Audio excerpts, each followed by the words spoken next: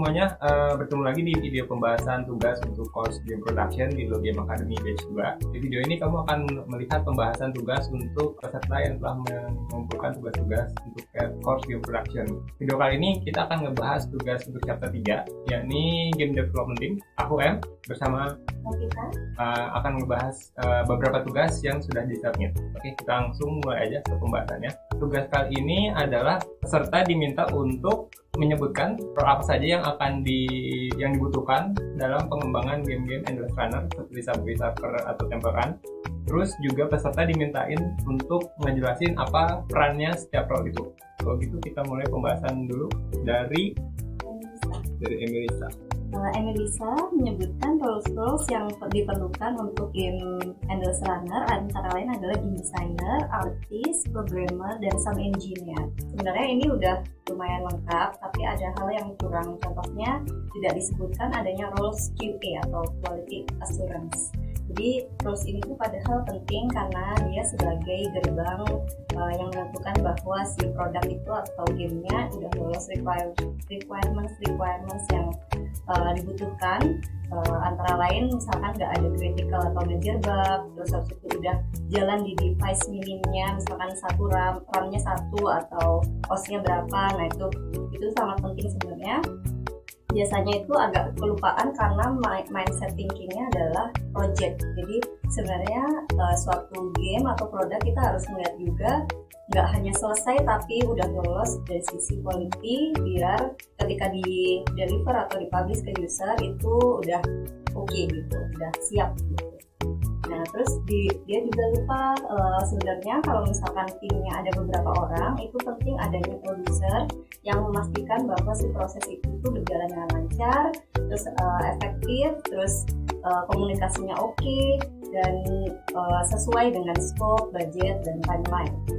Untuk kayak kalau ngambil keputusan lebih mudah ya, nggak saling nunggu-nunggu atau saling sungkan gitu ya. Iya. Itu dari Emilisa, tapi Emilisa overall udah cukup. Udah bagus lah, tapi ada sedikit bisa ditingkatkan lagi ya. Oke, jadi Emilisa bisa ditingkatkan lagi. Selanjutnya dari Tirto Said. Kalau Tirto Said ini tuh menyebutkan roles-nya antara lain game producer, programmer, artist, game designer, music composer, sound engineer, quality assurance, product manager, marketing, dan writer. Dia juga menyebutkan bahwa di programmer itu roles-nya kayak gini gitu, bukan dia ternyata ini. Jadi roles yang disebutkan oleh Tirto itu sebenarnya udah hampir oke, tapi kita lihat lagi ya, kayak marketing itu sebenarnya nggak masuk di tim development karena dia nggak berkecimpung langsung directly dengan timnya. Jadi itu sebenarnya adalah roles pendukung di luar tim development. Begitu pula dengan product manager. Ini Tirto Said itu menjelaskan bahwa perlu ada product manager di suatu tim development. Biasanya itu tim development itu butuhnya itu produser. Kalau product manager itu sebenarnya menjembatani antara tim development dengan external team, kayak marketing, terus itu community manager, kayak gitu. Tapi kadang di suatu saat product manager ini juga involved di tim development. Jadi sebenarnya nggak 100% salah atau benar gitu. Di banyak case product manager masuk ke dalam tim development.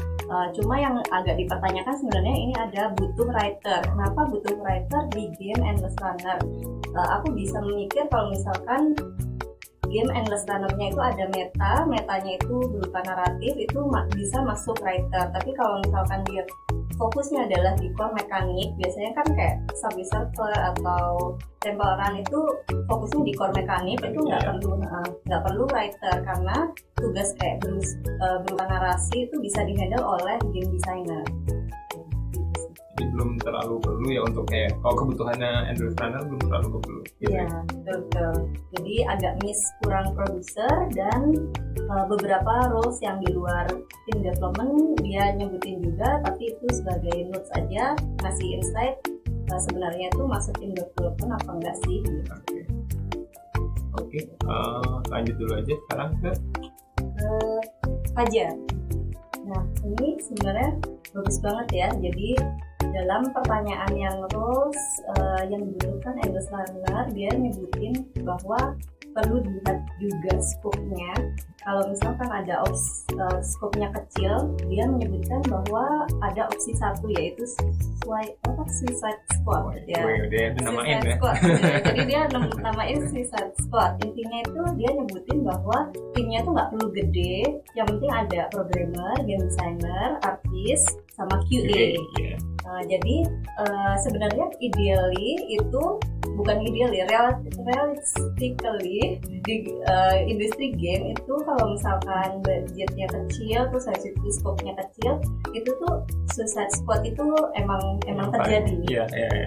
Yang paling terjadi. Jadi kadang game designer tuh merangkap jadi produser juga, terus habis itu si programmernya tuh merangkap backend sama front end gitu, terus si artisnya ngerangkap ada yang 2D sama UI artis, ya campur. Nah terus dia nyebutin juga nih ada opsi 2 kalau alliance, jadi kerjasama sama studio luar itu kayak gimana, itu tuh bagus juga sih. Ini tuh realistik, jadi kadang ada satu game studio yang dia itu nggak bisa nge-handle semuanya sendiri, jadi dia kayak artisnya itu outsource kayak gitu. Tuh bisa juga, tapi intinya tetap butuh game designer, programmer, artis, sama QA. Untuk yang pilihan yang ketiga, dia ngejelasin lebih jelas. Kalau misalkan full in-house biasanya itu kayak gimana, itu programmer aja itu dibagi menjadi back-end, front-end, terus itu apalagi tuh? Support programmer, itu lengkap banget sih, tapi realistically biasanya dibagi front-end sama back-end. Ya. Gitu.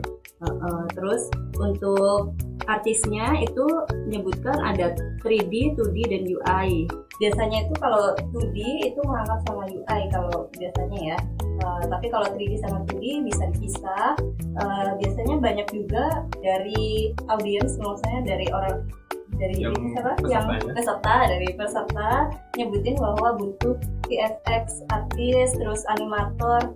Nah biasanya itu didouble dengan si 2D artisnya, jadi 2D artisnya ngerjain visual effect juga, terus animasinya juga, jadi nggak perlu dipisah. Tapi kalau misalkan scope-nya gede itu baru butuh, misalkan butuh visual VFX artis, nah itu tuh tergantung scope-nya aja. Ya desain juga bisa dibagi lagi jadi level designer. Kalau misalkan kamu udah kelas sampai server yang levelnya banyak, itu mungkin butuh level designer. Tapi intinya bisa kita lihat ada produser, game designer, programmer, artis, dan QA. Ini lengkap banget sih aja. Dari mulai yang scope-nya ngebayanginnya kecil sampai yang cukup gede juga dia udah masukin, jadi udah nice banget sih. Terus jadi sekarang kita masuk langsung ke secara umumnya, pengen nanya tadi kan ada beberapa hal yang sempat diluputin sama peserta kan, kayak misalkan dari produser sama QA misalkan. Nah orang-orang kan biasanya game development tuh programming sama artis doang ya, kebayangnya secara umum. Nah dengan adanya produser ini, produser harus tahu role-nya apa aja. Nah seberapa penting sih ya produser harus tahu roles, dan seberapa penting si timnya juga harus tahu roles yang lain. Jadi kalau misalkan dengan product mindset, sebenarnya kalau kamu yang agile itu setiap orang menurut aku nggak terbatas roles-nya apa, justru setiap orangnya punya kemampuan cross itu lebih bagus karena bisa saling membantu itu.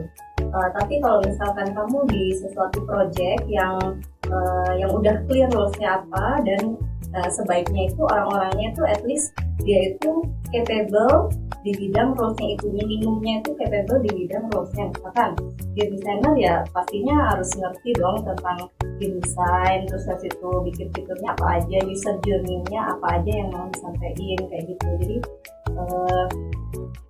ya penting tahu minimum standar roles-nya sebelum kamu tuh bisa cross platform, cross capability ya gitu, cross ya gitu. Jadi ya kayak gitu. Pentingnya produser itu sebenarnya adalah orang yang sangat concern terhadap proses. Di saat tiap orangnya itu udah punya fokus masing-masing, kayak misalnya game designer sebagai game designer, terus artis concern dengan visualnya, terus programmer dengan codingannya. Nah itu ada orang yang think the bigger picture tentang prosesnya itu sinkron nggak sih gitu, ada slack nggak di antara satu orang dengan satu orang lain, apa yang bisa diimprove dari prosesnya biar produknya itu nggak terancam gitu, nggak jadi deliver misalkan, dan gitu sebenarnya pentingnya produser itu. Kalau QA ya tadi seperti yang dijelaskan, ketika udah terdeliver itu perlu ada orang yang selalu menginspek, fokusnya itu selalu menginspek apakah si produknya itu lolos quality standard. Jadi kayak apakah bug, nggak ada bug, terus fiturnya yang didesain oleh game designer itu udah tersampaikan sesuai yang diinginkan, atau dia itu malah melenceng gitu, experience-nya apakah nyampe ke user. Jadi kadang kita kan berpikirnya as a game developer, kadang apa yang dipikirkan oleh user itu agak berbeda. Nah justru si QA ini penjembatan, sebenarnya harus berpikir as a user tapi mengerti apa sih yang dimaui game developernya itu mau apa, mau menyampaikan apa ke user, nyampe nggak menurut user gitu. Kalau misalkan produser itu nggak tahu role-role yang ada di dalam game development, apa sih dampaknya ke proses development? Sebenarnya kalau misalnya nggak tahu roles-nya itu kayak buta arah sih, kayak yang ngerjain ini siapa ya, yang ngerjain ini siapa ya, terus ini tanggung jawabnya siapa, nanti jadi blaming gitu loh. Jadi setiap orang yang nggak ngerti roles-nya, siapa ya yang ngerjain fitur, terus yang itu nggak ada yang tahu, terus yang itu ketika si produser ngerjain fitur padahal dia nggak capable di situ, jadinya ya nggak bagus aja gitu, kayak nggak bisa maksimal ketika kamu nggak ngerti siapa yang capable ini dan harusnya ngerjain itu, yang harusnya ngerjain itu gitu. Jadi kayak nggak akan bisa deliver sih kalau nggak ngerti role-nya ya, maksudnya. Iya. Kurang lebih jadi ya tadi saya bilang kalau kenapa orang harus tahu role-nya ya supaya tadi bisa tahu tugasnya dan biar nggak kayak tadi kan ini kerjain gimana kan, karena seringnya gitu ya, maksudnya kalau yang developer yang awal yang masih katakanlah belum terlalu peran produser atau project manager belum ada, itu kadang-kadang suka tabrak-tabrakan kan. Oke, mungkin juga terus soal spesialisasi yang tadi kan di sini ada yang sempat nyebutin bahkan back end, front end, terus support programmer gitu. Nah kalau misalkan timnya kecil, biasanya seberapa jauh sih si produser tuh kayak ngarahin si timnya untuk ngerjain role spesifik kayak gitu? Kalau mindsetnya produk bukan project manager gitu ya, itu tuh sebenarnya nanya dulu dia capable nggak, apa maksudnya capable untuk ngurusin back end nggak, soalnya nggak semua programmer kan bisa ya. Jadi ketika kamu komunikasiin itu ke programmernya terus ternyata dia nggak bisa nih, aku bukan spesialisasi di situ, nah itu di saat itu kamu menentukan bahwa butuh nggak nambah orang gitu. Jadi jangan ketika emang nggak bisa dipaksain, itu harus berpikir kayak gini, kalau misalkan dipaksain apakah risknya itu jadi nggak optimis, ini nggak apa-apa gitu. Ketika kamu berpikir memaksakan dia itu harus ngerjain semua, itu biasanya bakal impact ke produknya gitu. Jadi ketika dianya butuh bantuan, itu tugas produser yang mencari.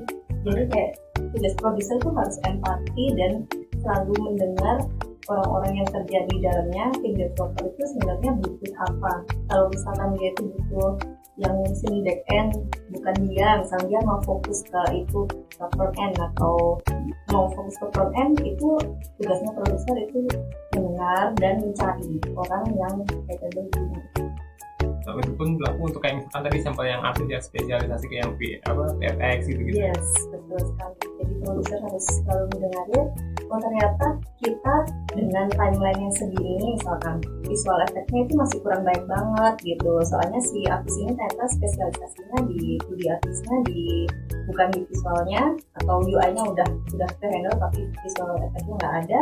Nah itu tugasnya produser, ini tuh di visual VFX artis dan gitu. Jadi kayak gitu. Dan biasanya tuh kasus-kasusnya itu biasanya banyak yang game designer sih. Soalnya game designer tuh di Indonesia kan agak susah ya, kayak yang jack of all trades gitu.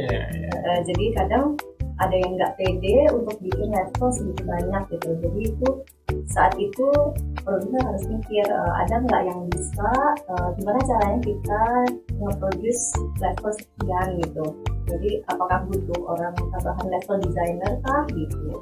Ketika ada level designer, itu berarti game designer itu lebih kayak semacam director gitu. Jadi dia itu yang menentukan sebenarnya experience yang mau di-deliver apa, terus difficulty curve-nya kayak gimana, dan untuk yang bikin konten levelnya itu baru level designer. Tapi tetap si game designer utamanya itu harus yang mengerti apa yang mau di-deliver. Sekian pembahasan tugas untuk chapter 3 Game Development Team. Terima kasih buat kamu semua yang udah ngumpulin tugasnya.